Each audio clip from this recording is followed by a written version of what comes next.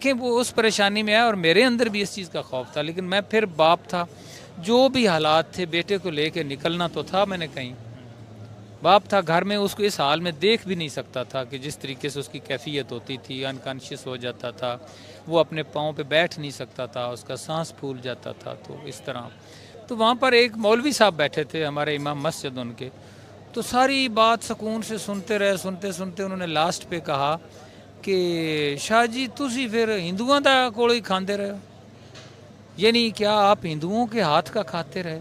मैंने कहा यार, इमाम मस्जिद ने ये कहा। हाँ, मैंने कहा ये बात आपने की है। तो मैंने उसे उसको जवाब नहीं दिया कि क्या है क्या नहीं, मैंने उसको कहा यार तू रोटी को छोड़, मेरे बेटे को खून की 2 या 5 या 6 जितनी बोतलें लगी हैं वो भी हिंदुओं की थी, अब उसको निकाल के कहाँ फेंकूं।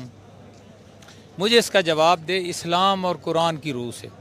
अब वो उस हॉस्पिटल में एक मस्जिद है, एक मंदिर है, एक गुरुद्वारा है, एक गिरजा है, आप जहाँ भी चले जाएं। अब मैं मस्जिद में जाता था, बाजमात नमाज होती थी, वहाँ अजान होती है, कुरान पाक पढ़ा हुआ है, बाकी दीनी किताबें पढ़ी हुई हैं। मुझे तो किसी ने नहीं कहा कि तुम नमाज क्यों पढ़ते नहीं हो, बल्कि उसका नाम था नंदी लक्ष्मी, मुझे नाम याद है उसका। तो आई थिंक मैं उस बच्ची को कभी भूल नहीं सकता। क्योंकि जहाँ भी मैं गया हूँ ना, मुझे बड़ा हैरत होती थी कि हम क्या सोचते थे और आगे क्या क्या हो रहा है। मैं पाकिस्तान में गया था मुख्तलिफ हॉस्पिटल्स में, डॉक्टर से मिला, लेकिन मैं सेटिस्फाई नहीं हुआ उनके बातों से और वहाँ के माहौल से और उनकी फैसिलिटीज़ जो अवेलेबल थी उनसे। फिर सर मैं कहता हूँ कि जब मैं गया हूँ ना इंडियन एम्बेसी, तो मैं वहाँ भी बड़ा परेशान था, कई लोग मुझे वहाँ लाइन में लगे हुए थे। तो मैं गया हूँ, मेरी वाइफ, मैं और मेरा बेटा छोटा जो बीमार था वो हमने ना उठाया हुआ था। तो जो जो वो सामने रिसेप्शन पे या उस खिड़की के सामने सफारतकार बैठा था, एम्बेसडर उनका, तो उसने कहा कि उसने सारी चीज़ें देखी, तो कहता है बच्चे क्यों लाए हो। मैंने कहा बीमार था। तो मैंने कहा आपको जस्टिफाई करें। कहते नहीं कोई मसला नहीं, आपने लिख दिया, बच्चे को तकलीफ़ ना दिया करें, आप आ जाएं। तो बस वो मेरे ख्याल में बस घंटा डेढ़ लगा है सफारत खाने में, उन्होंने वीज़ा लगा के दे दिया। और इधर जंग में हमारे एक दोस्त हैं, उनके यहाँ कोई फौतगी थी, तो मैं वहाँ गया। रात 9 या 8 बजे मैं बैठा था, तो उन्होंने मुझे कहा कि शाह साहब आप गए थे बच्चे को लेके, तो कैसा रहा आपका सफ़र, तो बच्चे का क्या हाल है। तो मैंने उनको सारा बताया कि बड़ा अच्छा रहा, उन्होंने मुझे बड़ा वहाँ पर दिया, तो खाना वाना रिहाइश, मुझे कोई तकलीफ़ नहीं हुई। हालांकि मैं समझता था कि एनिमिटी भी है हमारी और 2 जंगें भी हो चुकी हैं और आए दिन हमारे इधर उधर से धमाके धड़े, छोटा मोटा धंधा तो चलता ही रहता है, तो पता नहीं मेरे साथ क्या होगा। दोस्तों, जिस व्यक्ति का इस वीडियो में इंटरव्यू हो रहा है, वो व्यक्ति अपने बेटे के दिल के छेद का इलाज भारत के बेंगलोर में करवा के ले गया था और उनकी दर्द भरी कहानी, उनकी प्यार भरी कहानी इस वीडियो में आपको मिलेगी। तो पहले हम वीडियो देखेंगे, उसके बाद में हम फिर बात करेंगे। चलिए पूरा वीडियो देख लेते हैं। सर मुझे ये बताएं कि ये जो सारा सफ़रनामा था, इसका अगर हम आगाज़ की बात करें कि मतलब कैसे दिल में ख्याल आया कि पाकिस्तान में मैंने जो है वो अपने बेटे का इलाज नहीं करवाना, बेहतर है कि मुझे किसी और कंट्री के अंदर देखना चाहिए। और स्पेसिफ़िकली अगर भारत की बात की जाए तो पाकिस्तान से भारत ही लेके जाना, ये अगर हम इब्तदा यहाँ से अगर करें तो ये सारा आइडिया कैसे आया था कि पाकिस्तान में नहीं करवाना, हमने भारत जाना है और भारत जाके इसका करवाना है। हाँ, आपने बड़ा अच्छा सवाल किया है, क्योंकि जब मेरा बेटा चूँकि बाई बर्थ उसमें प्रॉब्लम था, तो जहाँ कहीं भी किसी ने कहा ना कि वहाँ पर कोई हार्ट पेशेंट है बच्चा, तो मैं वहाँ जाता था, कहाँ से इलाज करवाया, क्या हुआ, कैसे हुआ। फिर इस पे मैंने स्टडी की इंटरनेट पे भी, और कोई 1-2 साल में लगा रहा। अच्छा, 2 साल स्टडी करता रहा, क्योंकि ये 8 साल का था जब मैं वहाँ ले गया था। तो हम इधर ही छोटा मोटा कोई सेफ्टी मेजर्स ही लेते थे, कोई प्रॉपर इसका इलाज तो था नहीं। तो डॉक्टर चेकअप करता था, लेकिन डॉक्टर मसूद सादक ने हमें कहा था कि आप जितनी जल्दी हो सके ना ऑपरेट करवा लें। तो मुझे ये मैंने असेस किया इंटरनेट से, कुछ दोस्तों से, कि इंडिया इस मामले में बहुत आगे है। मिसाल तो मैं एक दिन मस्जिद में बैठा हूँ ऐसे ही, उस दिन मेरे बेटे का ऑपरेशन था, सुबह 6 बजे ले गया और मैं बड़ा परेशान बैठा हूँ, और जो मुझे कोई माँ बाप ने सिखाया था अपने अल्लाह को याद कर रहा हूँ। तो एक हिंदू लड़की आई, लड़की तो नहीं शायद वो होगी 35-40 साल की खातून, तो वो ना मैंने उसको देखा तो उसने माथे पे तिलक लगाया हुआ था। मैंने महसूस कर लिया कि ये हिंदू है। वो जैसे हम सजदे में जाते हैं ना, ऐसे वो भी सजदे में गई, फिर बैठी, फिर सजदे में 2-3 बार, फिर उसने हमारी तरह ही हाथ उठाए। तो मैं बड़े गौर से उसको देखता रहा। जब वो उठ के जाने लगी ना तो मैंने उससे बोला, बल्कि उसने मुझे पूछा, 100 रुपए का उस नोट था, तो मुझे कहती है कि ये मैं कहाँ डालूँ। तो मैंने उसे गल्ला पड़ा था, मैंने कहा यहाँ डाल। उसने 100 रुपये वहाँ डाला। तो मुझे बड़ा क्रेज़ सा हुआ। तो मैंने कहा बेटी आप हिंदू हैं तो यहाँ मस्जिद में क्या लेने आई हैं? तो उसने कहा God is everywhere not for only Muslims. मुझे थोड़ी सी शर्मिंदगी फील हुई।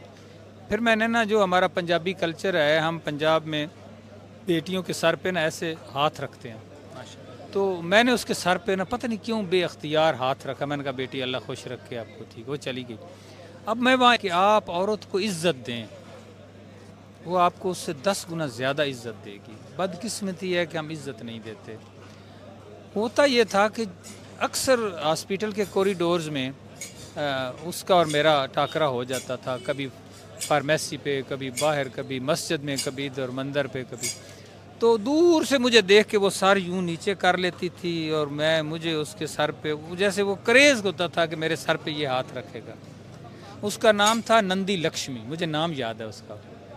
तो आई थिंक मैं उस बच्ची को कभी भूल नहीं सकता। डॉक्टर मसूद सादिक जो आप बता रहे हैं वो पाकिस्तानी डॉक्टर थे। पाकिस्तानी है, बहुत वो फिजिशियन है, ठीक है, सर्जन नहीं है, बहुत काबिल डॉक्टर है। अच्छा। आई थिंक, और बड़ा नाइस बंदा है, बड़ा कोऑपरेटिव है। उन्होंने आपको कहा था कि एज सुन एज पॉसिबल आप इसको ऑपरेट करवाएं अपने बेटे को। आप जहाँ भी ले जाएं, इंडिया ले जाएं, इंग्लैंड ले जाएं, जितनी आप में पसली है बेशक अमेरिका ले जाएं, ठीक है, लेकिन अब इसको ऑपरेट करवाएं। मैं पाकिस्तान में गया था मुख्तलिफ हॉस्पिटल्स में, ठीक है, डॉक्टर से मिला, लेकिन मैं सेटिस्फाई नहीं हुआ उनके बातों से और वहाँ के माहौल से और उनकी फैसिलिटीज़ जो अवेलेबल थी उनसे।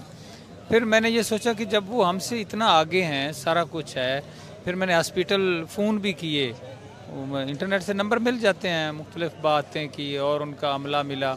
बड़ी देर बाद जाके डॉक्टर जेश साहब से, शर्मा से रब्ता हुआ।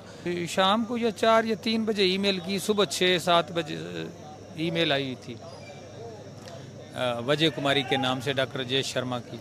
तो फिर मेरी कंटिन्यूशन हो गई उनके साथ। फिर उन्होंने स्पॉन्सर लेटर भी भेज दिया और फिर मैं चला गया। अब ये देखें कि ऐसी जगह पे जहाँ पे मुझे क्या क्या वहाँ पर जो चीज़ें मेरे अंदर करेज़ उठा कि अगर मुझे अल्लाह ने कभी मौका दिया और वक्त दिया, मैं इस फोरम पे कहता हूँ, एक तो मैं किताब लिखूँगा, दूसरा मैं कोई ऐसा, अब मैं एक इदारा बनाया हुआ भी है लेकिन वो बड़ा स्लो है, जिसमें सिर्फ कुरान पाक की तालीम देते हैं, लेकिन मैं समझता हूँ कि उसका कोई फ़ायदा नहीं है जब तक उनको कोई टेक्निकल हुनर ना दिया जाए, उनको कोई स्केल ना दी जाए।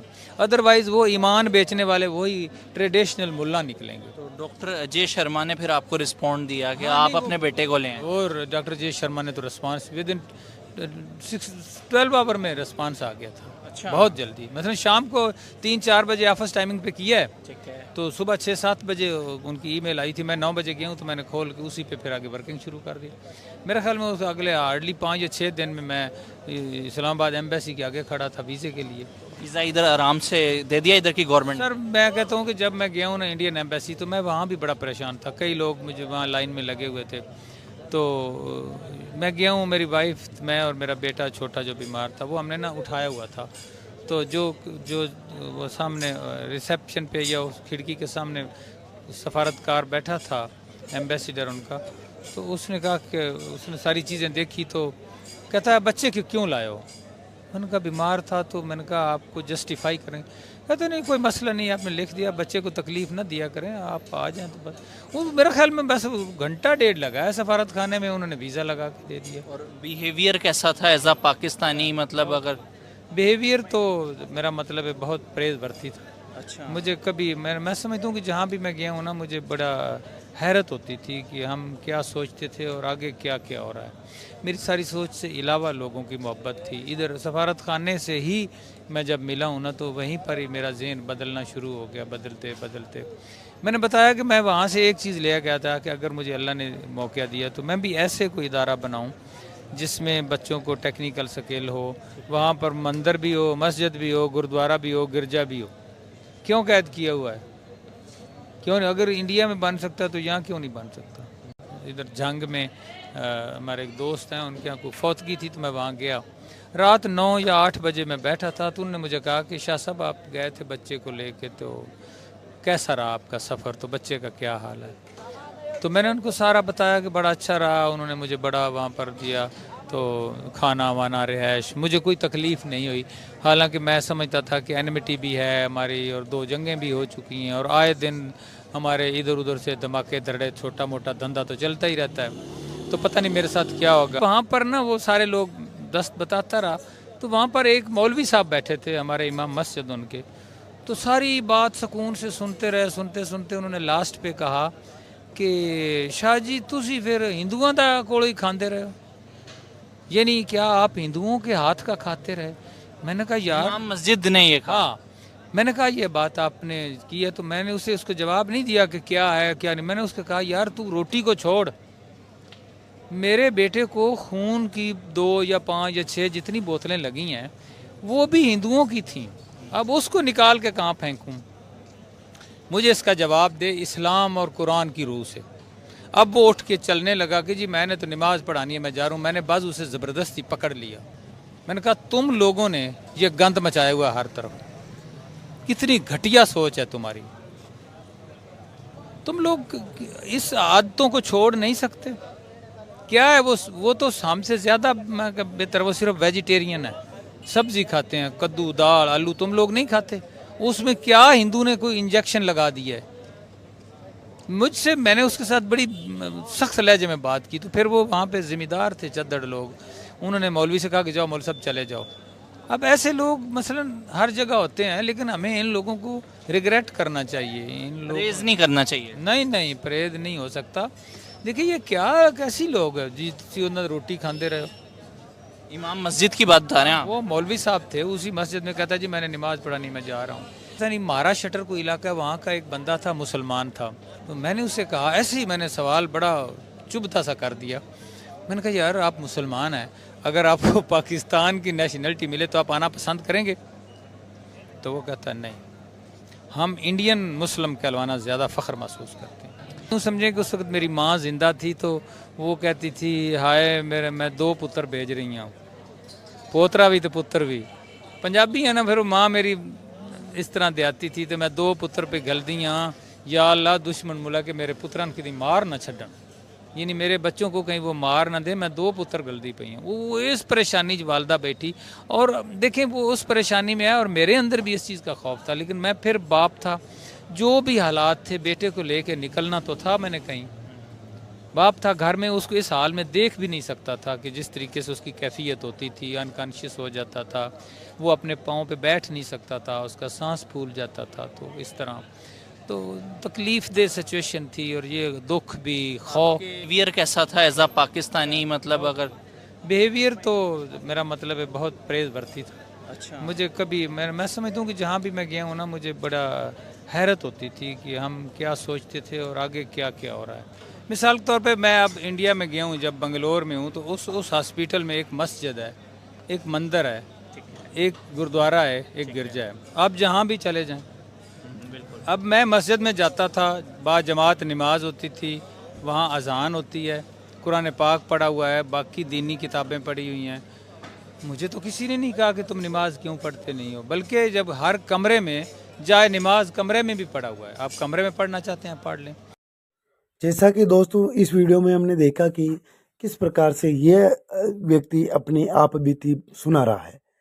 यह भारत आया था अपने बच्चे के इलाज करवाने, वहाँ पर उनको क्या परेशानियाँ हुई, क्या सहूलियत मिली, कैसे व्यक्ति मिले, कैसा माहौल मिला और कैसा इसको सुविधा मिली, इन सब के बारे में ये व्यक्ति खुलकर भी बता रहा है। और इनके देश की जो परेशानियां हैं, इनके देश की जो हरकतें हैं, वो भी कुछ हद तक ये बता रहा है। तो दोस्तों आप कमेंट करके ज़रूर बताइए कि इनकी जो ये बातें हैं वो कितनी सही है और कितनी गलत है। दोस्तों जो ओरिजिनल वीडियो है उसके लिंक हमें डिस्क्रिप्शन बॉक्स में डाल रखे हैं, वहाँ से उनको विजिट ज़रूर कीजिए। दोस्तों आज की वीडियो में इतना ही, अगले वीडियो में फिर बात करेंगे। तब तक के लिए आप सभी को धन्यवाद।